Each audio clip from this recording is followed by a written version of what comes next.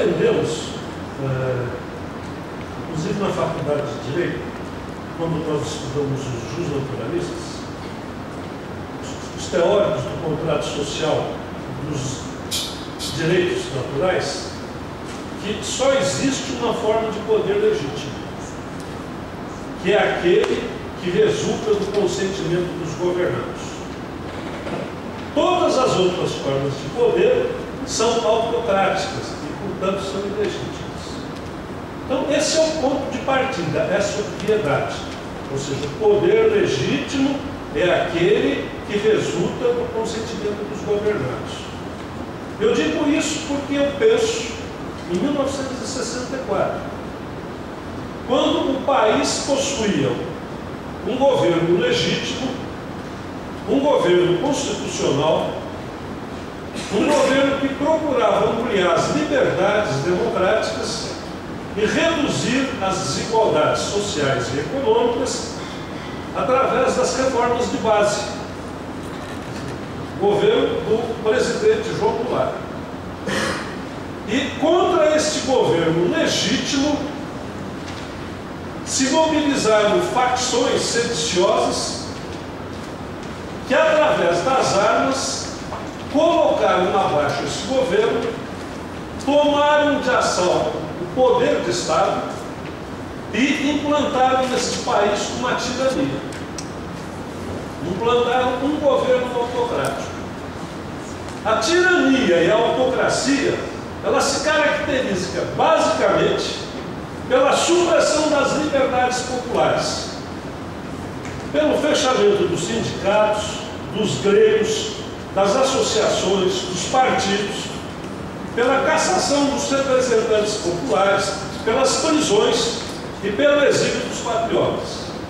Ou seja, configurou-se a partir de 1964 nesse país um governo autocrático que declarou guerra aos governados, declarou guerra aos cidadãos, declarou guerra à sociedade civil.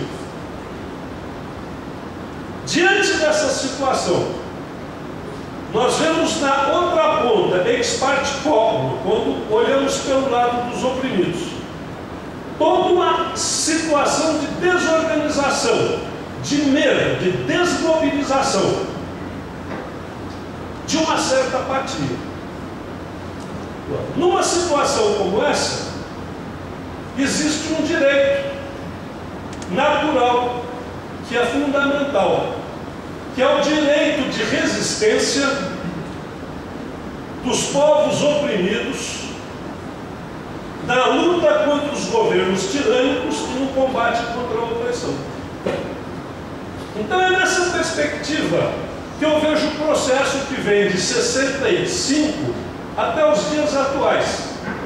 Ou seja, é um processo de resistência que se desdobra por várias etapas.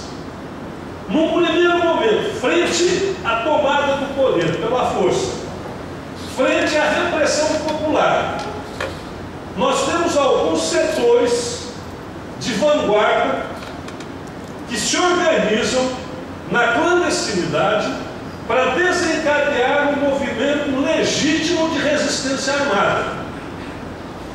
Que aquilo que foi tomado pelas armas só poderia ser também legitimamente recuperado pelas armas.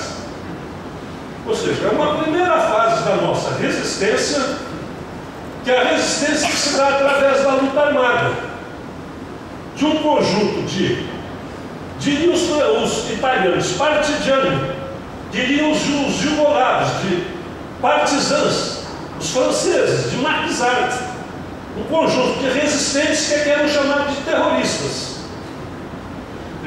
que se mobilizam, se organizam para iniciar uma fase de combate à tirania. Esse é um processo que abre espaço para uma nova fase da resistência, que é a fase da resistência que nós podemos chamar de cívica e eleitoral.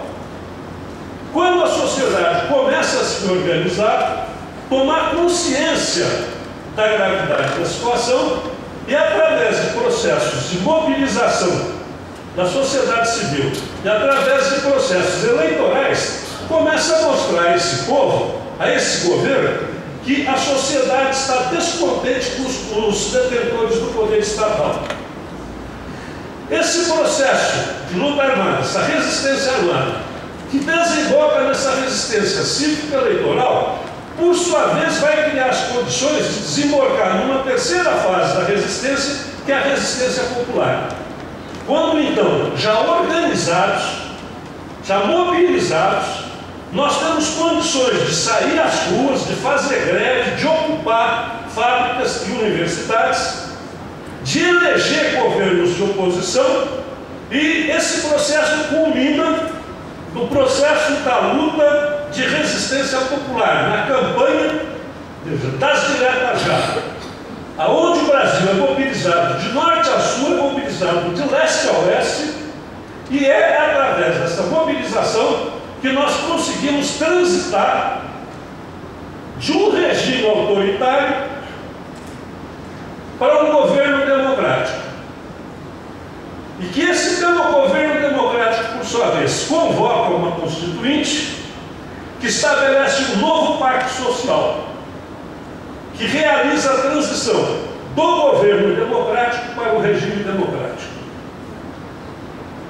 Isso eu estou dizendo porque aquelas pessoas cujos nomes estarão no memorial não são terroristas, são mártires e heróis, são os precursores da resistência democrática, os mais corajosos e os mais combativos, que deram o primeiro passo, que preparou a luta cívica e eleitoral e que preparou logo depois a luta democrática e popular. Nesse sentido, eu me rio, faz-me rir, quando se diz que a luta armada desse país foi derrotada. Foi vencida, mas não convencida. Quando eu olho para o poder do Estado, quem é que eu vejo na presidência desse país? Exatamente uma daquelas mulheres que pertencia a uma das organizações de resistência armada, que era a Vai Palmares, presidente Dilma. Então, o que é que nós tivemos, ao fim e ao cabo? Uma derrota militar ou uma vitória política? Da minha perspectiva, uma vitória política, da qual eu me orgulho profundamente. Mas quero dizer o seguinte, que isso não é o fim, não é o começo do fim, é o fim do começo. Porque se as revoluções liberais do século XVIII e XIX combateram o absolutismo, se as revoluções socialistas do século XIX e do século XX buscaram criar uma sociedade mais justa e mais igual, nós continuamos com um problema irresolvido. Ou seja, como conciliar a liberdade com a igualdade? Nos países onde as revoluções liberais conseguiram algumas liberdades individuais e coletivas, isso foi feito às custas de grandes desigualdades sociais e econômicas. E nos outros países, onde a Revolução Socialista estabeleceu um alto patamar de igualdade social, essa igualdade social foi realizada às custas também de supressão das liberdades individuais e coletivas. Portanto, entramos no século XXI num impasse. Como conciliar liberdade e igualdade? Essa é a tarefa. E essa tarefa se sintetiza num novo tipo de revolução, que é a revolução democrática. Nós tivemos a época das revoluções liberais, tivemos a época das revoluções socialistas e entramos nesse século na época das revoluções democráticas. E eu me refiro aqui a um tipo de democracia que não é bem essa democracia que foi estabelecida pelo Pacto das Elites do Brasil, onde nós recuperamos as liberdades políticas às custas de assumir uma grande dívida social e econômica. com o conjunto da população. A democracia do século XX é a democracia que vai democratizar a riqueza, que vai democratizar o trabalho, que vai democratizar o poder, que vai democratizar a cultura, que vai democratizar o conhecimento. Portanto, nós temos uma longa tarefa pela frente.